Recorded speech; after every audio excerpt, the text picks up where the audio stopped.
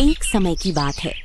आछीमार गांव में मोहन नाम का एक गरीब किसान अपनी पत्नी मीना और बेटी राधा के साथ रहता था।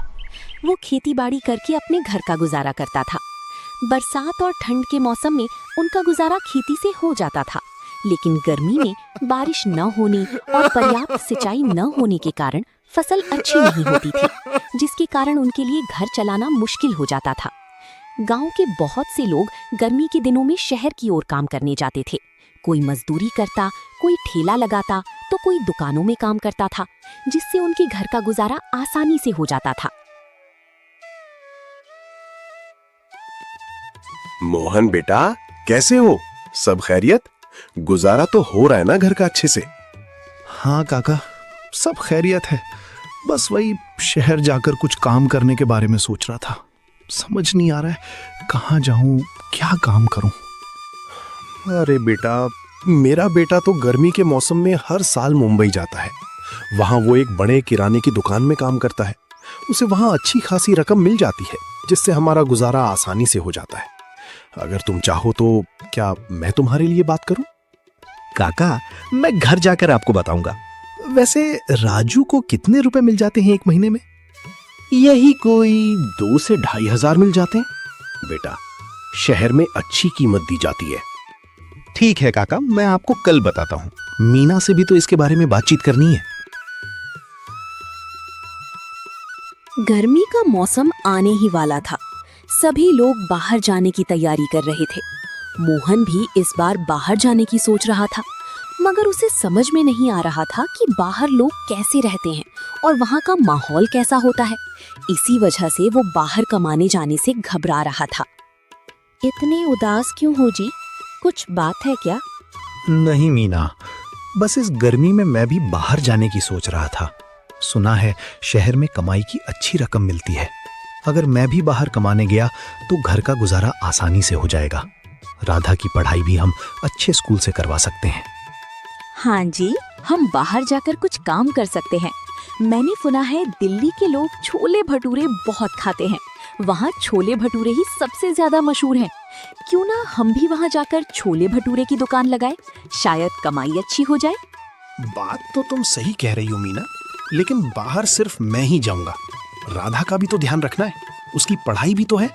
हमारे पास इतने पैसे नहीं है कि हम उसे शहर में पढ़ा सकें। ठीक है जी, आप दिल्ली जाइएगा और छोले भटूरे की दुकान लगाइएगा। मैं भगवान से दुआ करूंगी कि हमारा भी काम अच्छे से हो सके। गर्मी आते ही मोहन अपना सामान लेकर शहर की ओर चल पड़ता है। कुछ ही दिनों में मोहन वहाँ एक अच्छी जगह देखकर अपने छोले भटूरे की दुकान लगाता है।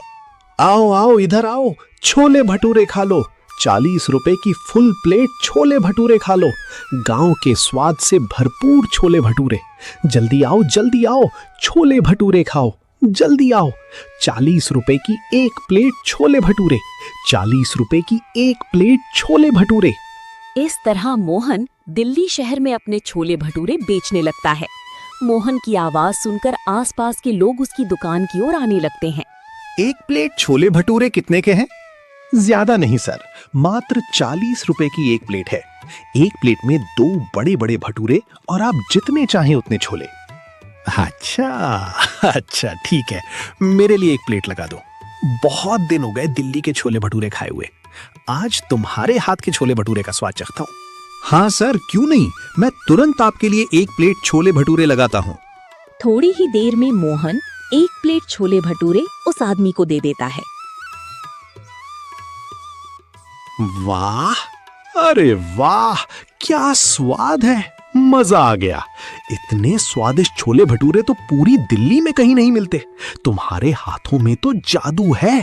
5 प्लेट पैक कर दो। आज मैं ये छोले भटूरे अपने घर वालों को भी खिलाऊंगा। सब बहुत खुश हो जाएंगे। हाँ सर, क्यों नहीं, अभी मैं आपके 5 प्लेट छोले भटूरे पैक कर देता हूँ। मोहन तुरंत 5 प्लेट छोले भटूरे पैक करता है और साहब जी को दे देता है। साहब जी उसे 500 रुपए देते हैं। सर जी, ये रहे आपके बाकी 200 रुपए। लीजिए सर जी।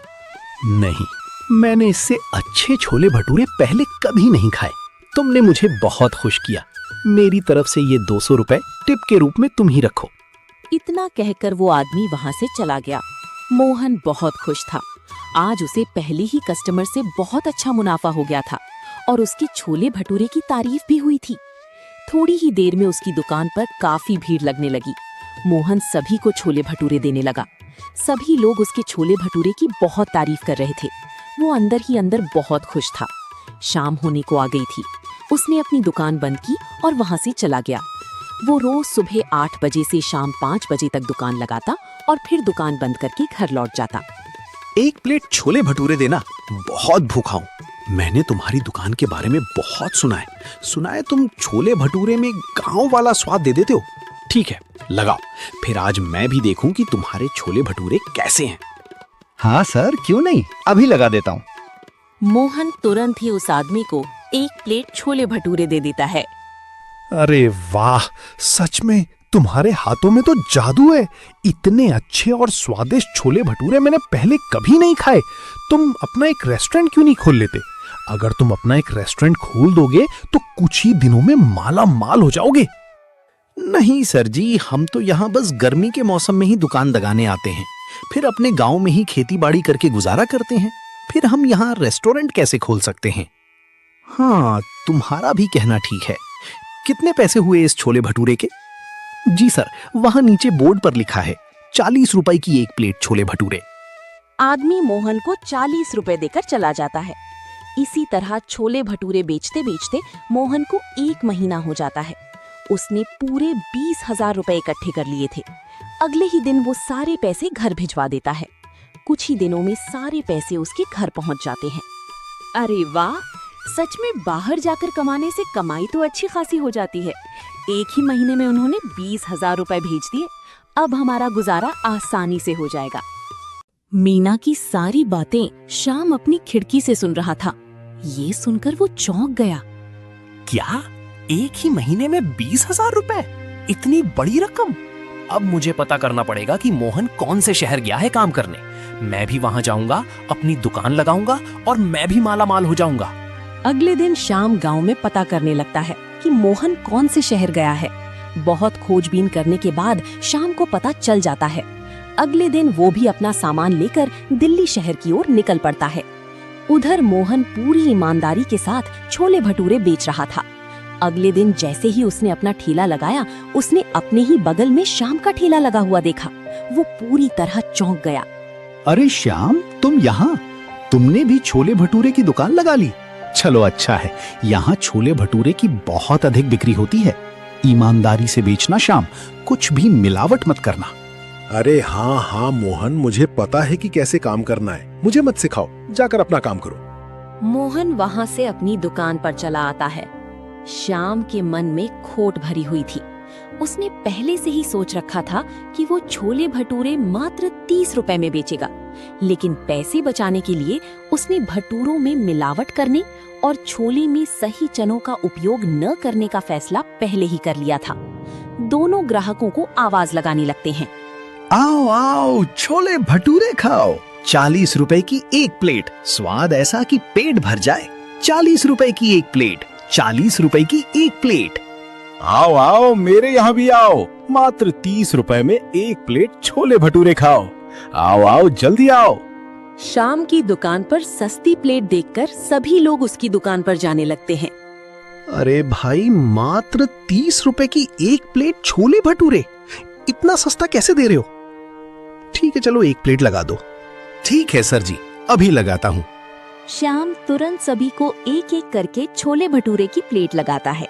सभी छोले भटूरे खाना शुरू करते हैं, लेकिन खराब क्वालिटी का सामान इस्तेमाल करने के कारण छोले भटूरे का स्वाद पूरी तरह खराब हो गया था। सभी अपना खाना फेंक देते हैं। छी छी, इतना गंदा स्वाद! आज तक मैंने इतना खराब खाना कहीं नहीं खाया।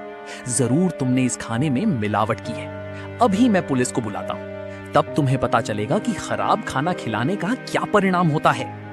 श्याम बुरी तरह डर जाता है। उसे अपनी गलती का एहसास हो जाता है। मुझे माफ कर दो, मैं पैसे के लालच में अंधा हो गया था, इसलिए मैं मिलावटी छोले भटूरे बेच रहा था।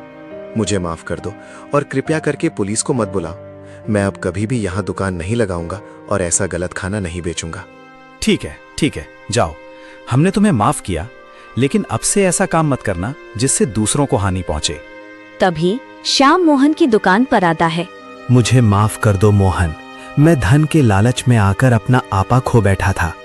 अब से मैं सभी काम अच्छे से और ईमानदारी से करूंगा और मेहनत से 2 वक्त की रोटी कमाऊंगा। हाँ श्याम, क्यों नहीं। मेहनत की कमाई से घर हमेशा भरा रहता है और भगवान भी सब कुछ देखते हैं, इसीलिए हमें सभी काम ईमानदारी से करना चाहिए। उस दिन से दोनों पूरी ईमानदारी से छोले भटूरे बेचने लगे और हर गर्मी में साथ आकर मेहनत से पैसे कमाते। फिर दोनों साथ ही घर चले आते। अब दोनों का गुजारा और भी आसानी से चलने लगा। अगर कहानी अच्छी लगी हो तो प्लीज लाइक और सब्सक्राइब कर दीजिए।